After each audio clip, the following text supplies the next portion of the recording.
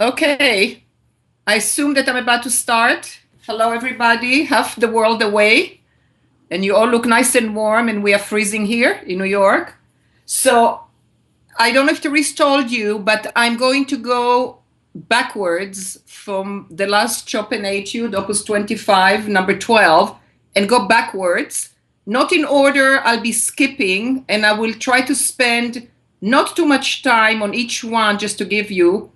Wow, I don't see anyone. Okay, but they can see me. Okay. Just to give you an idea of some of the concerns or some of the things to look for when you look at any one of those etudes. By no means am I covering everything. I'm not. I would say that it's easy to spend an hour on each one of these etudes. There's so many things to show. And of course, whatever I will be showing would be best implemented if there is someone qualified to help you. In Australia, you have Therese. Wherever you are, you can try it. And if there is someone who can help you, hands-on to see what can benefit you would be great. So I'm going to go here, put the piano. So when we look at the last Chopin etude, I would say that one of the things that people come with and ask right away is what to do about the repeated note, going from 5 to 1 and 1 to 5. They usually have problems with it. I don't know if you do, but this is, I would say, I'm picking out things that most people tend to ask. But I'll go to something to start with, to something even before considering how to do that repeated note. By the way, can you hear me well? Please nod if you do. Okay, great. So the first thing that I would notice when a student is starting this piece is where is their torso so that they can bring the hand and the forearm. As you know, the finger, hands, and forearm are connected and have to always stay connected and move together. And to do that, we have to move the torso quite, I would say, constantly, in very, very small amounts. So to start here, the elbow is very close to the belly button. And if you're not sure exactly where the arm is, I would say if you play the chord, it will give you an idea of where the elbow needs to be. Once you do that, I would not stay in a chord position. As you know, a chord position means stretching in this case. So then I would go to the thumb. Now, from the point of view of rotation, those of you who know, you know and have been through some of the training of rotation know that there is a single and a double rotation. I will not explain what they are, but I'll just show you that you're starting with a preparatory motion, a single rotation, and stop solidly on the 2, going to a double. Now, the moment you reach here, the question is what is going on with that note? It's a repeated note, but it's being played by the 5th finger and then by the thumb, and there's quite a distance between. In other words, the forearm is in 2 very different places when it plays the 5 and when it plays the 1. Also, it's a repeated note, so when a note repeats, it can't stay down. So it's very, very useful to be aware when we are playing legato and when we have to get off and actually use the staccato touch to get us to the next finger and to and to be able to repeat the key again. So here is, as I'm coming down, my thumb, I'll show it in the left hand, something similar.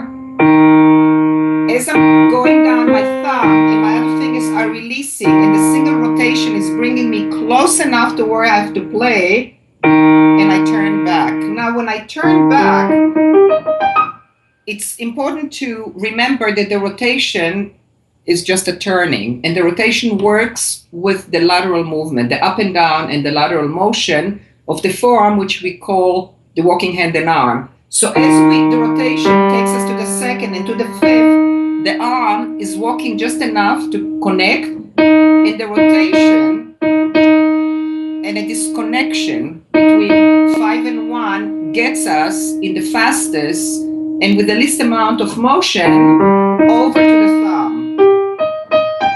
The other thing to remember that very often when we go in a certain direction and the rotation is constantly to the right in this case, we lose the one rotation that goes to the left, which is the thumb. So very important, no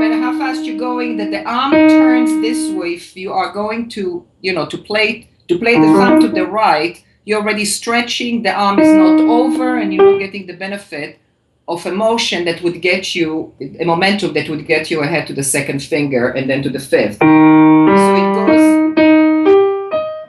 and as you see, I call this a gentle staccato because it's not like that, and it's people hang on to it to the last minute. It's not that either, because then the note doesn't sound again, and also I'm stuck here and I cannot move to the next finger.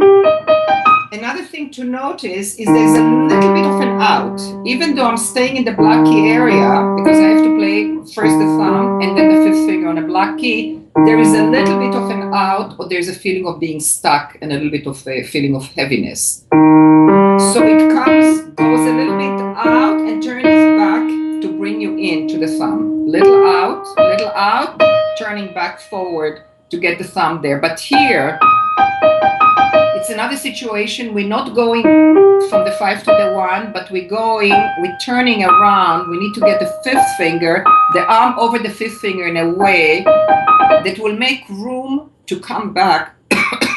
Still coughing from a flu, so bear with me. So this is going to be, right here is what we call an overshape. We get higher to the 2, the 5 already doesn't get higher, we come down to the thumb. It makes a little bit of an arc of what we call an overshape.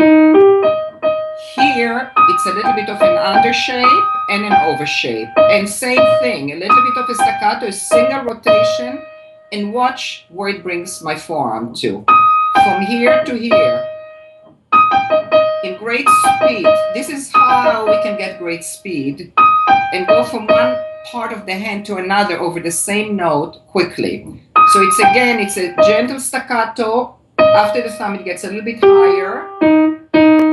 So it's again overshapes as we go down. Same here. Notice how my torso is always moving. Just enough to be able, sorry. Therese, is there something else that I should cover here? Because I don't know the expertise of the people involved. Otherwise, I'll go to the left hand. Does anyone have questions so far? Yeah? Why is it an overshape, not an undershape, going 125? Why is it an overshape, not an undershape? Was from the 125 to the 1 actually. That's the difference. That's a good question, because when you do the undershape, it brings you very far over. It brings you, in other words, the arm is going to be very far over. We always have to consider the shapes in relation to where we're going next.